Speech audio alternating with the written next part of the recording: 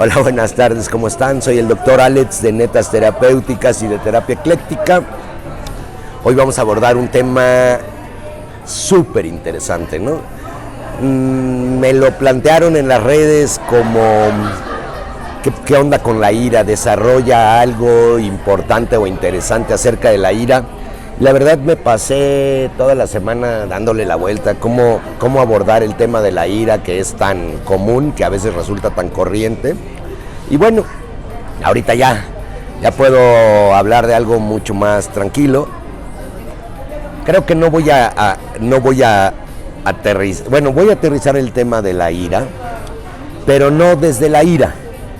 Me voy a ir al fondo, ¿no? O sea, la ira es una consecuencia. Entonces, se me hace que explicar la ira per se, desde la ira sola, sería como intentar explicar las matemáticas algebraicas sin haber entendido cómo se hace una multiplicación, ¿no? O sea, me voy a saltar. Cuando cualquier ser humano de repente ante sí mismo al final del día o en un momento de epifanía o de eureka se hace la pregunta de cómo me siento y se la responde con honestidad para sí, normalmente la respuesta es ouch, no estoy seguro de estar tan en paz, ni de sentirme tan bien, ni de estar tan feliz. Normalmente, cada vez que un ser humano se hace en serio esa pregunta, va a llegar al punto en donde algo no está checando entre el audio y el video. Me voy a explicar. No es la ira el problema del ser humano. El problema primario del ser humano es la frustración. ¿Qué es la frustración? Quiero explicar la ira desde donde se origina. ¿Qué es la frustración? La frustración es el diferencial entre lo que yo espero y lo que recibo.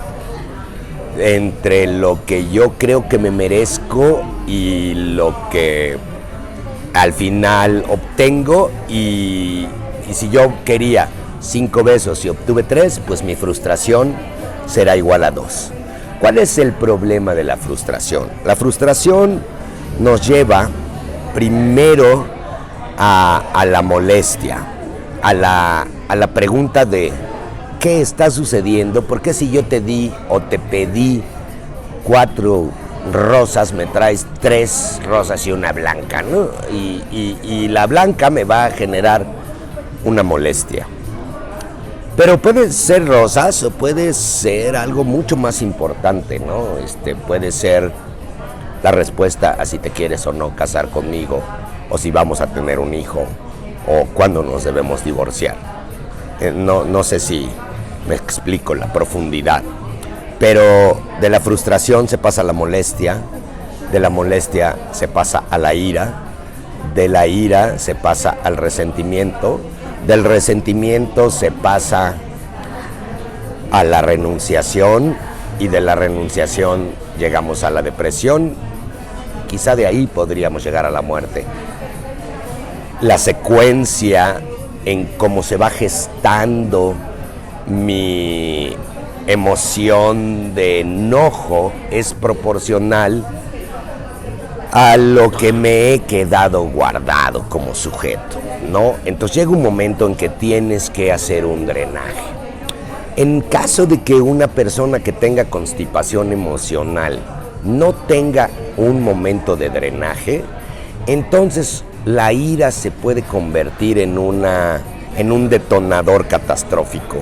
Les cuento que el 80% de los asesinos que están en la cárcel, que no se dedicaban a ser sicarios o su negocio era matar, están ahí por un ataque de ira que los cegó.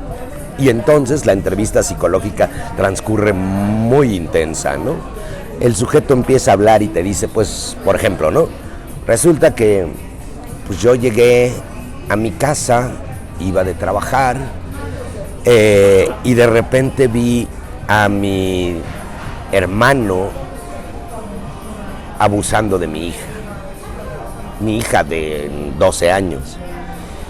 Y lo próximo que recuerdo es mis manos ensangrentadas. Hay un pedazo de mi ser que perdió conciencia de ese momento en donde la ira, donde mi enojo fue tan grande que mi conciencia se obnubiló y terminé asesinando a mi hermano.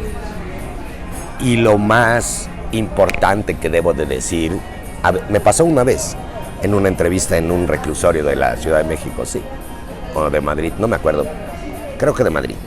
La idea es que cuando el tipo, pues evidentemente llegó la policía, lo encontró con la sangre, bla, bla, bla, y pues fue declarado culpable y ahora mismo deberá estar cumpliendo sentencia. Les cuento la parte más aterradora del asunto. Resulta que este sujeto al que mató no estaba abusando de su hija. ¿Saben?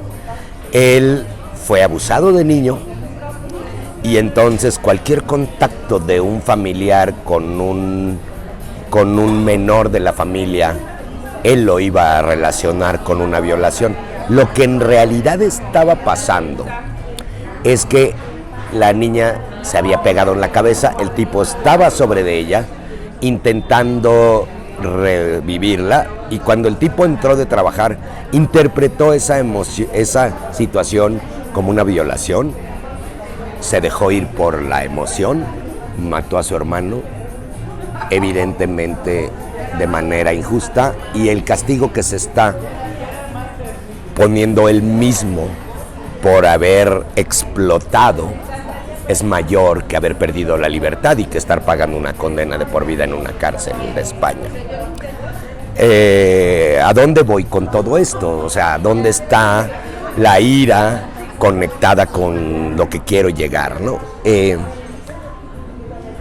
problema se originó no el día que el señor llegó y malinterpretó una situación. El problema se originó cuando este tipo fue abusado reiteradamente por un familiar cercano.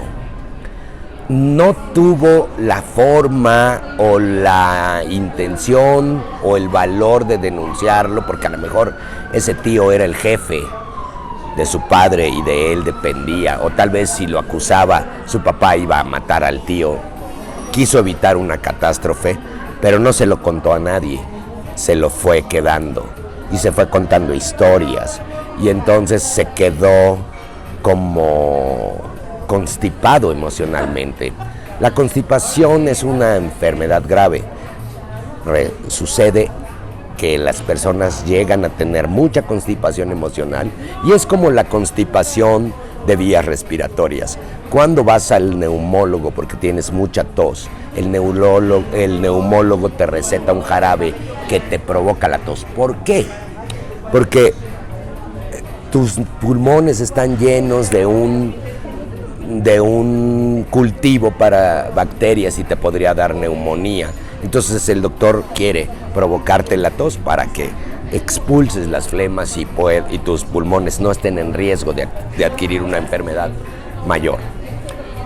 La constipación más común es la constipación del aparato digestivo. Todos sabemos que el proceso digestivo es la vida: comes, digieres, excretas. Y si pasan 3 días sin excretar, seguro tienes constipación y tendrás que ir al médico a tomarte un enema o a meterte el dedo, porque o zurras o te mueres. El tema es que esas las entendemos, pero la constipación emocional no. Lo que hizo que este tipo eventualmente fuera en contra de su religión, de sus principios, de la realidad, y un ataque de ira lo llevara a reventar su vida, fue que en un momento dado una idea o una situación dolorosa dejó que hiciera mella dentro de él. Nunca se acercó a un médico, nunca fue a una terapia, nunca se lo contó a nadie, se lo tragó, y eso generó una constipación emocional que hervía dentro de él y que iba a explotar eventualmente sí o sí. Ahora, estoy hablando de una ira reventada, una ira que te nubla la razón y te lleva incluso a perder un capítulo completo, como si hubieras estado ultra borracho y te despiertas y dices, ay cabrón, ¿dónde estoy? Así, ese momento de ira se pierde. Ahora, esa es la ira más extrema. Hablando de la otra ira, de ese resentimiento, de ese rumiar por años que me dejó mi mujer, rumiar por años que me robaron o se me rompió mi iPad, y no salir de ahí genera explosividad, genera violencia. Todo lo que no explota, implota. La idea de ir a terapia cuando sientes que tienes algún asunto emocional atorado es que, como las ollas express, ¿no? Ir como soltando la válvula, ir revisando y curando el dolor profundo para llegar al perdón, para llegar a la remisión de la enfermedad, para obtener finalmente la paz.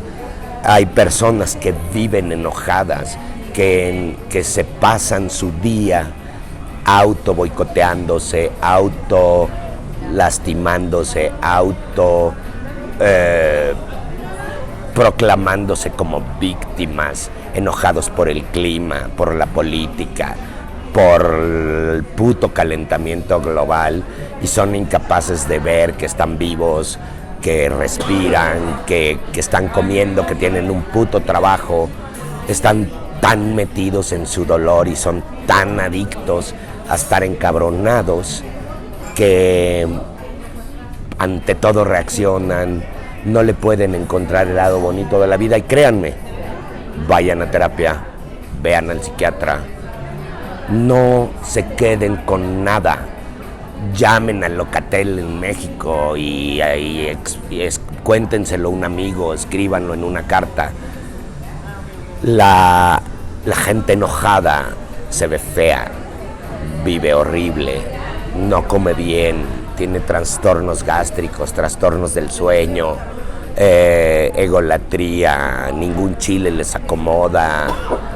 Yo digo, ¿y por qué no han oído la canción del filósofo Juan Gabriel que dice, pero qué necesidad, chingados, ¿no? O sea, qué afán de todo el tiempo estar viendo la puta mosca en todo el buffet, ¿no? O sea, son la mujer esa que el día de su boda tiene un anillo de diamantes, está casándose en la playa más bella del planeta y está emputada porque no tiene una uña correcta y maltrata a la maquillista porque su boda no salió perfecta porque su puta uña no quedó bien neto.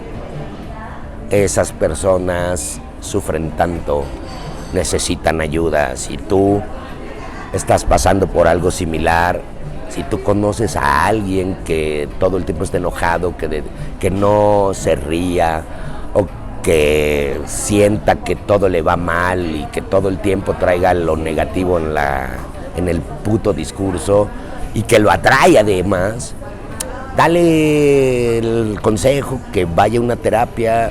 Ojalá vengan con nosotros, porque nosotros somos un equipo de psiquiatras, médicos internistas, psicólogos, terapeutas, amorólogos, filósofos y cabrones que estamos buscando todo el tiempo lo que está pasando hoy en el mundo, ¿no?